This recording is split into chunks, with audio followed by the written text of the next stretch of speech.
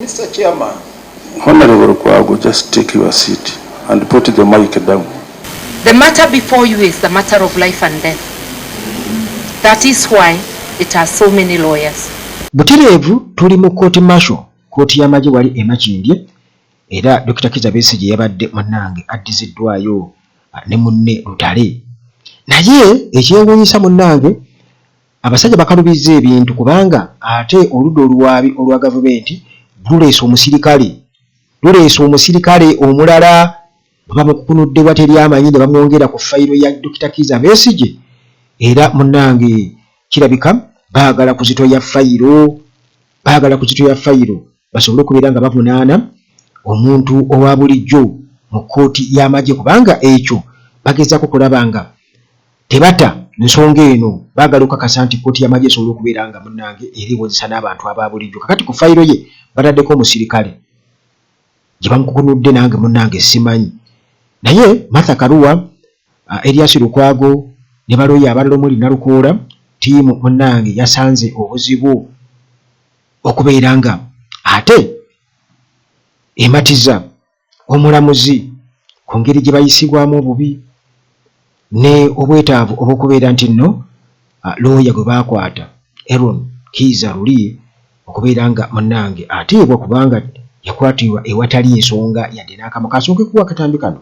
Ate oluvannyuma munnange tweyongereyo tulabe omusirikale ono gwe bayongedde ku fayiro ya Dr. Kizza Besigye ate yaani era nsonga ki?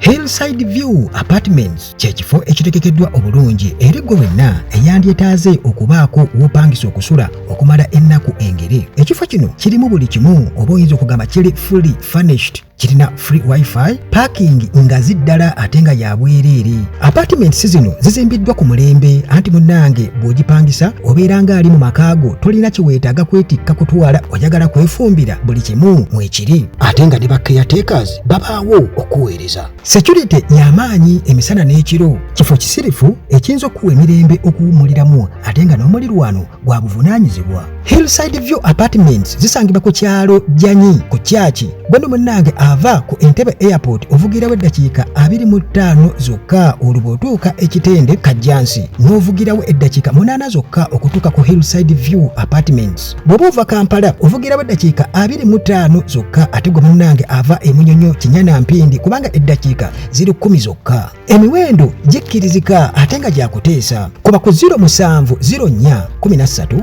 19 99 oba 0770 719 98. May I respectfully urge you to also detail the orderlies, because every day we are being met by different people with different standards.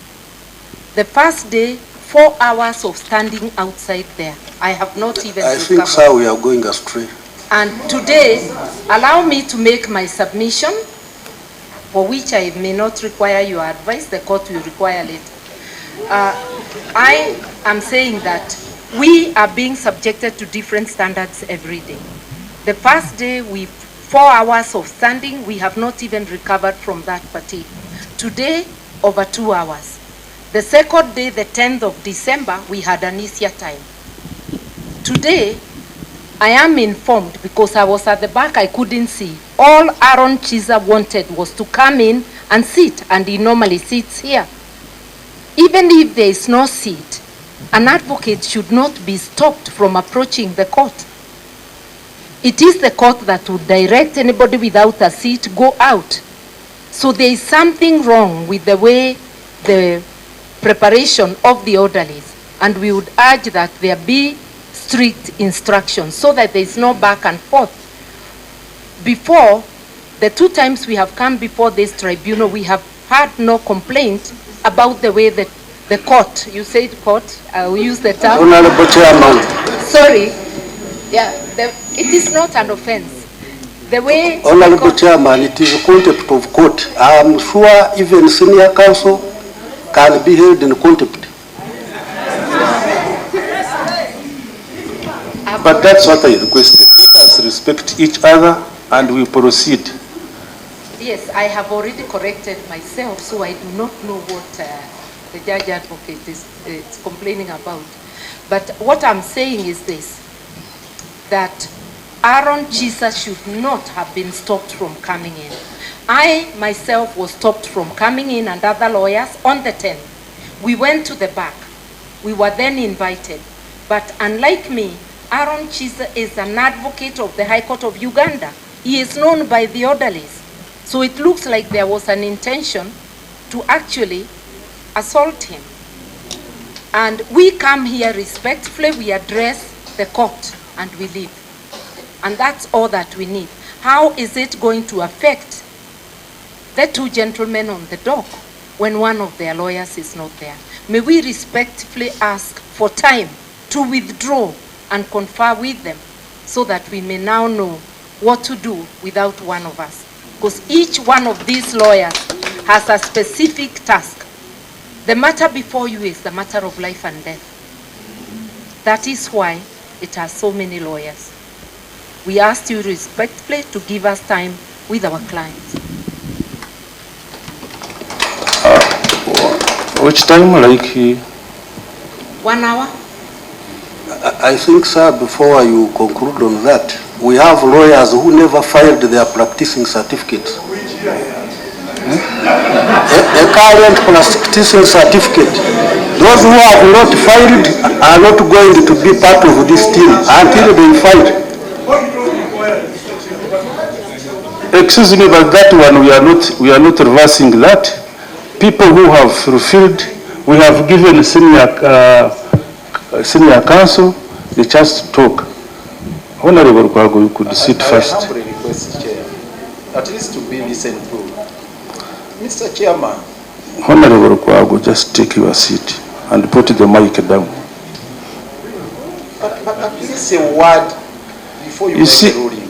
You see this, she's senior counsel is talking of harassment outside, but what I have heard partly it is caused by your people.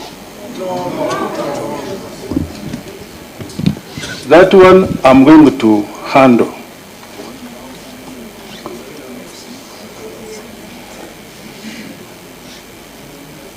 I will talk to the security people. That one will be handled. But once we organize ourselves, because we want to know, yes, you are talking of lawyers, we are seeing them. But now, how can I know that this one is from this firm, this one is has what? How can I know?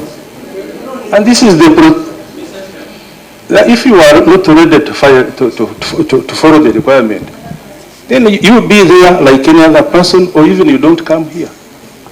Mr. Chairman, I wanted to address you on that very issue. First of all, we already on record. The list was submitted.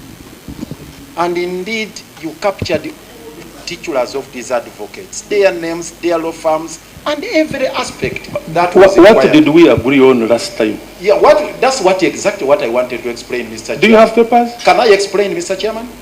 One thing what happened, because the stringent rules he is reading, the judge advocate, would require that the accused person append their signature on the instruction. And we have attempted to access them in Luzira to process that in vain.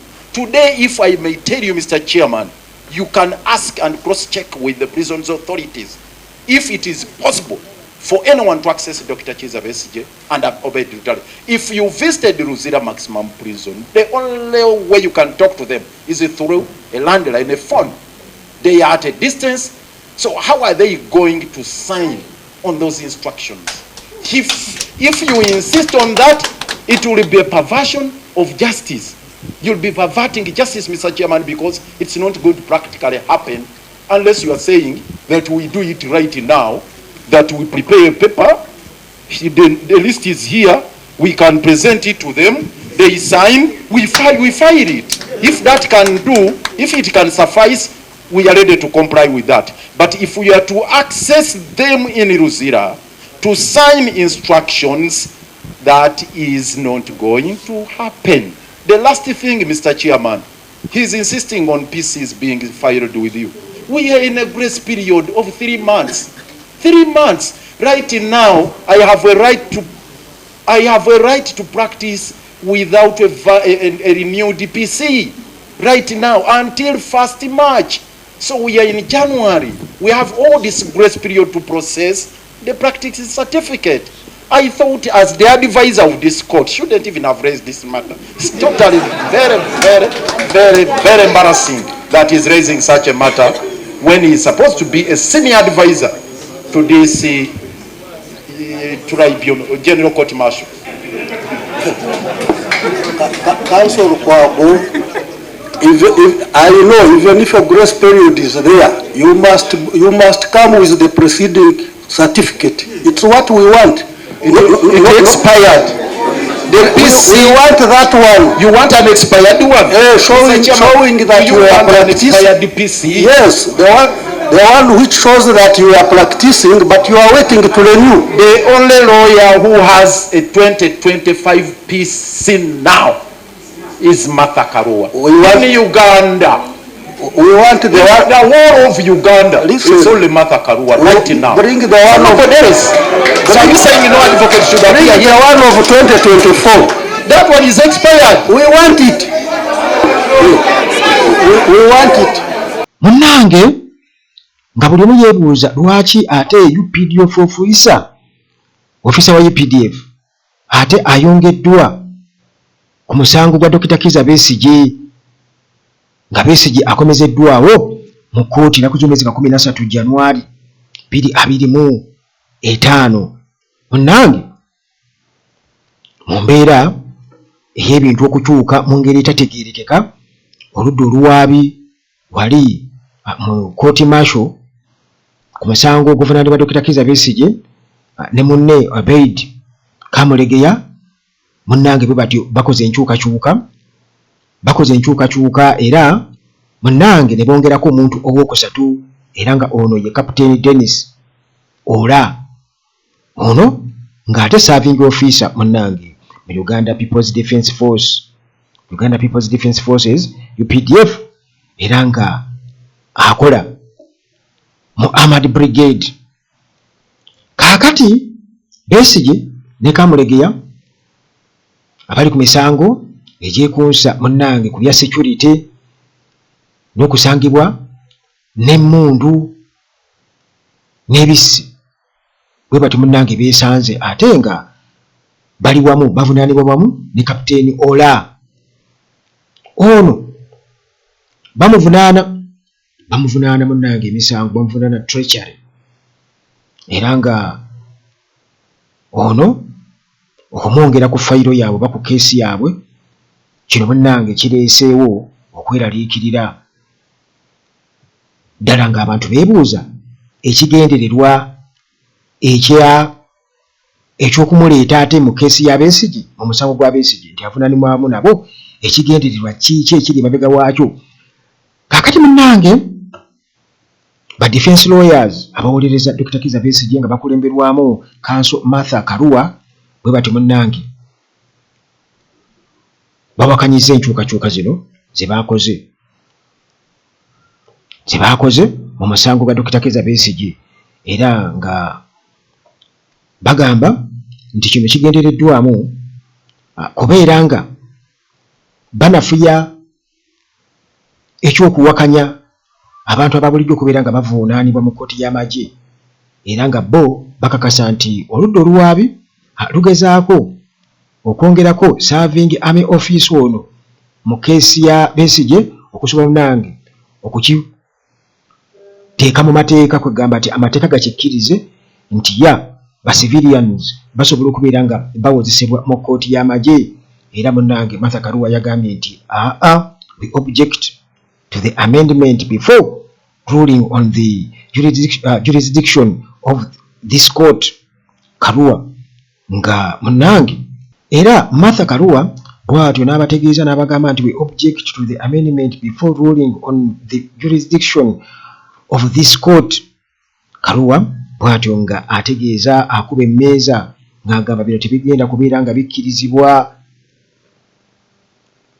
era bino munnange ne defense lawyer omulala amanyikiddwa nga Nalukoola Luyimbaaze naye munnange bw'atyo n'ayongera okubeera nga naye ayongereza ku ddoboozi lya Martha Karua nga bagamba nti chairman bitwogerako ye Mugabe alina munnange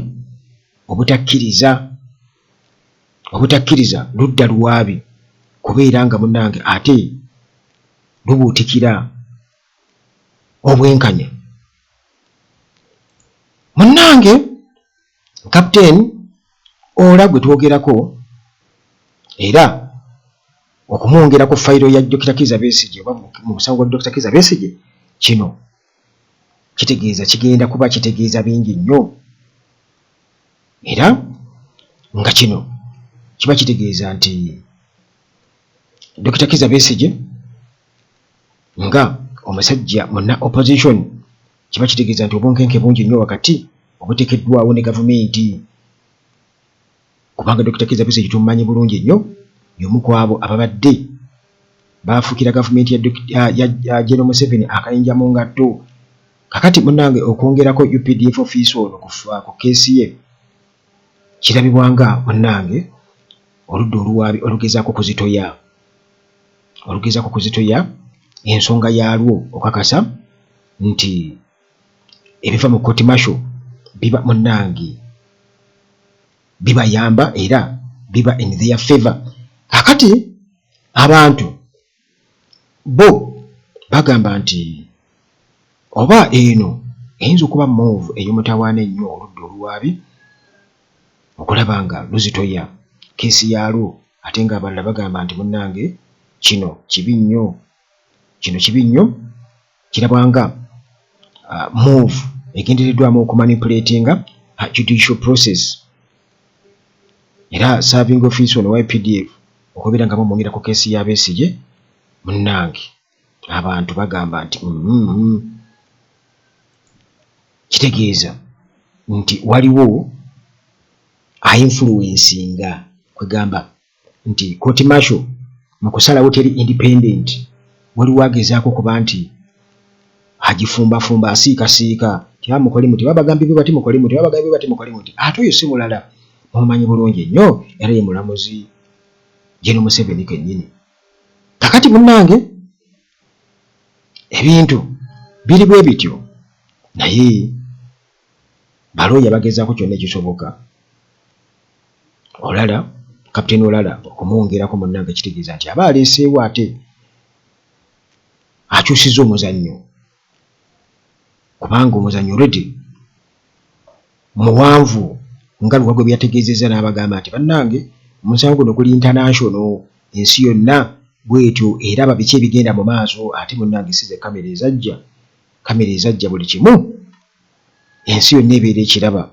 Katusuubire munnange nti ate n'ensonga tunaagitegeera entuufu, kubanga naye bamuvunaana omusango, emisango gyonna kumpi gye gimu.